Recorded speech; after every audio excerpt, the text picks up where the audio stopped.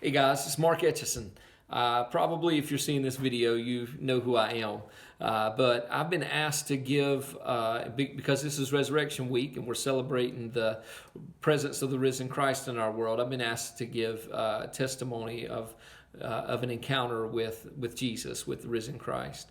I want to give two. I'll keep them short. They're both very different the way they worked out, but they're both very precious to me. And so I just want to relate these to you. So the first one is about 2 decades ago, early on in my adult life. I was reading a book. I had this, I wouldn't say I had a sense of calling to the ministry at all at this point. But I did have this sense of wanting to understand the scriptures, wanting to understand Jesus and his way. I was convinced that he had the answers to everything that we needed, and we weren't doing a very good job at finding those answers. So I started digging into all these books, and one of these books was called The Pilgrim's Progress. It was actually an allegory written by John Bunyan. And in the story, the main character, Christian, is being led through a series of events, and there's a kind of a guide for everything. And in this particular spot that I was reading, he saw a man who was standing there with the Bible in his hands and his back to the world.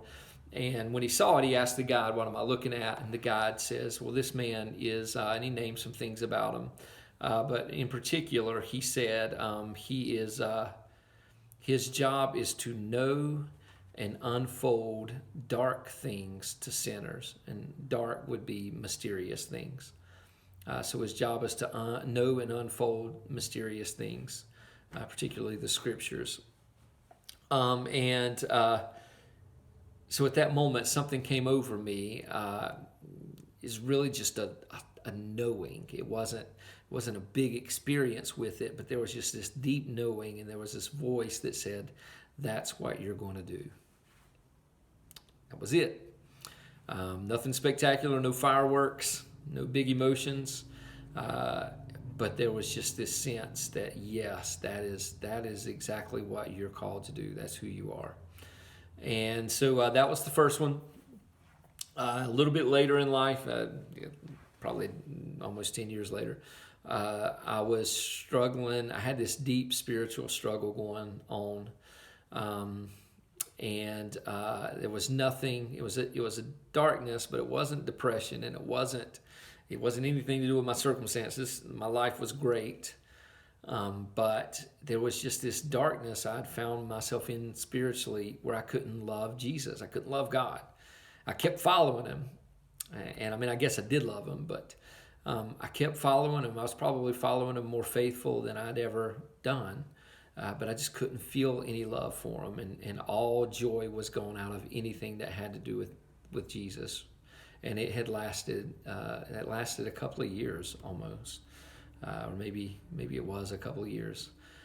So at any rate, in the middle of this, I'm leading praise and worship at Community Pentecostal Center, and we're having practice for some songs that week. And one of the songs is just a worship song, and I just asked the Lord, I said, just for a moment, let me feel my love for you again. And in the middle of the song, it got to the part where it says, "We crown you now," and I think it's where it said, "We crown you with many crowns."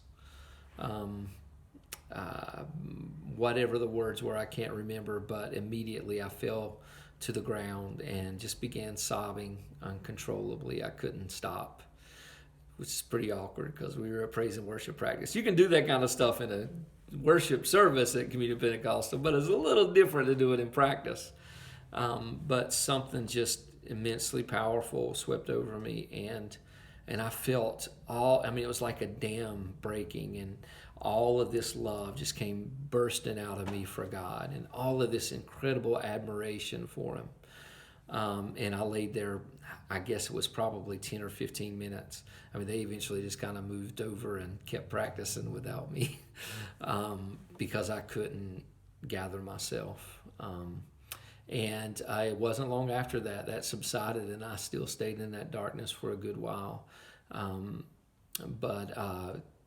But the Lord did something in me there and kept me going. That experience carried me in my commitment to Jesus. Even when I couldn't feel my love for him, it carried me in the commitment of my love for him.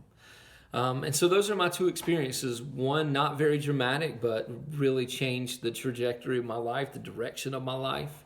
And the other, just incredible experience of God's love for me and my love for him. So I hope this is helpful to you, and I hope you are brave to share some of your own experiences. We'd love to hear some more from you guys out there. And if you haven't had any experiences, or maybe you have and hadn't thought about it, I hope this stirs something up in you to go and find those experiences. Thank you guys so much. Love y'all.